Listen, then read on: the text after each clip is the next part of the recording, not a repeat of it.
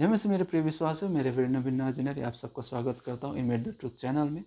आज के सुंदर समय सुबह हम लोग मरकुस 4 अध्याय का 35 आयत से देखेंगे। यीशु मसीह अपने चेलों के साथ गलील के समुद्र को पार कर रहा था और वे नाव पर थे। अचानक उस समुद्र में बड़ा तूफान आता है और वो नाव से टकराती है। यीशु मसीह उस नाव में नाव के पिछले भाग पर वो सो रहा होता है और जिस नाव पर यीशु मसीह था और उसके चेले थे, वहाँ पर पानी भरने लगता है उस तूफान की वजह से। उसके चेले बहुत ही डर जाते हैं और वो यीशु के पास आकर कहते हैं कि हे गुरु, तुम्हें चिंता नहीं कि हम नष्ट हुए जाते हैं। यीशु मसीह उठता है, वो समुद्र को आदेश देता है, वो डांटता है और समुद्र शांत हो जाता है। उसके बाद यीशु मसीह उनसे कहता है, क्या तुम्हें अब तक विश्वास नहीं है? और यीशु मसीह के जितने भी चेले थे, वे ये देखकर बहुत ही डर जाते हैं। वे सोचते हैं कि ये कौन है जो तूफान भी इनकी आज्ञाओं को मानता है। आज हम इस वचन से क्या सीख सकते हैं हमारी ज़िंदगी में? ये जो नाव है, ये नाव हमारा ज़िंदगी है और जो चेले हैं, वे हम सभी को दर्शाते हैं, जितने भी विश्वासी हैं।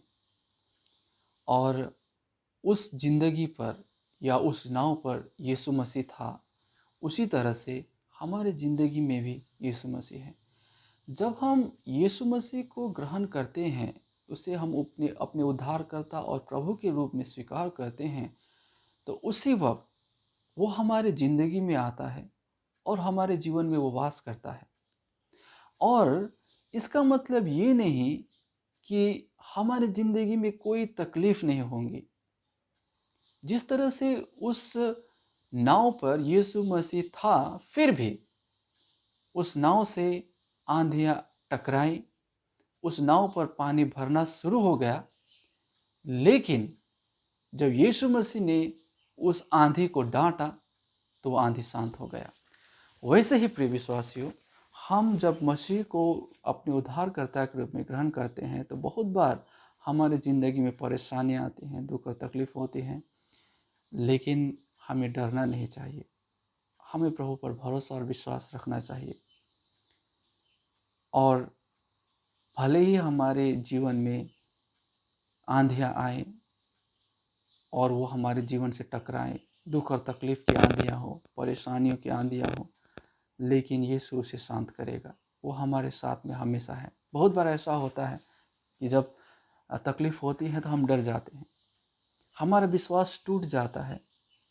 यहाँ पर हम देखते हैं, जब हम लोग मरकुस 4 अध्याय के आगे हम लोग पढ़ेंगे, तो हम पाते हैं कि यीशु मसीह ने बहुत सारे अचंभे के काम किए थे, रोगियों को चंगा किया था। लेकिन जब ये तूफान आया, तो ये चेले जो थे, वो यीशु मसीह के उन सारे अद्भुत कार्यों को, उन सारे चंगाई को वो भूल गए और वे डर गए। और वो यीशु के पास आकर कहने लगी कि हे गुरु, क्या तुम्हें चिंता नहीं कि हम नष्ट हुए जाते हैं? ऐसे हमारे ज़िंदगी में भी होता है। जब हमारे जीवन में तकलीफ़ आती हैं, जब दुख होता है, जब परेशानियाँ होती हैं, तो हम परमेश्वर के, प्रभु यीशु मसीह के उन सारे बातों को भूल जाते हैं। उन सारे अनुग्रह को, उन सारे उद्धार को, उन सारे भले कामों को हम भूल जाते हैं, जो मसीह ने हमारे जीवन में किया था। हो सकता है कि बहुत बार आप बीमार हुए होंगे। हो सकता है बहुत बार प्रभु यीशु मसीह ने आपके ज़रूरतों को पूरा किया होगा। लेकिन फिर भी क्या होता है, हम उन सारी चीज़ों को भूल जाते हैं और हम उसी चीज़ को देखते हैं, उसी समस्याओं को देखते हैं जो हमारे सामने हैं, और हमारा विश्वास टूटने लगता है। इसलिए प्रिय विश्वासियों, जब कभी भी आप ऐसे परेशानियों से होकर गुजरे, तो प्रभु पर अपने ध्यान को लगाएं, उसके पास जाएं और उससे कहें, परमेश्वर तूने मुझे पहले भी संभाला था और आज भी तू हमें संभालेगा। और परमेश्वर अवश्य ही आपको आपके दुख और तकलीफ से छुटकारा देगा।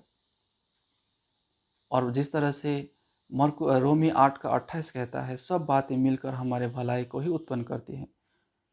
तो ये जो दुख और तकलीफ़ होती हैं, समस्याएं होती हैं, जब हम इसमें खड़े होते हैं, जब हम इसे हम लोग स्वीकार करते हैं, इसका सामना करते हैं और हम अपने विश्वास को प्रभु पर मजबूत करते हैं, तो ये सारी चीज़ें मिलकर हमारे भलाई को ही उत्पन्न करती हैं और हमें हमारे विश्वास में मजबूत करते हैं।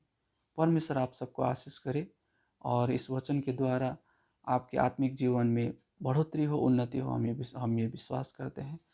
आमीन।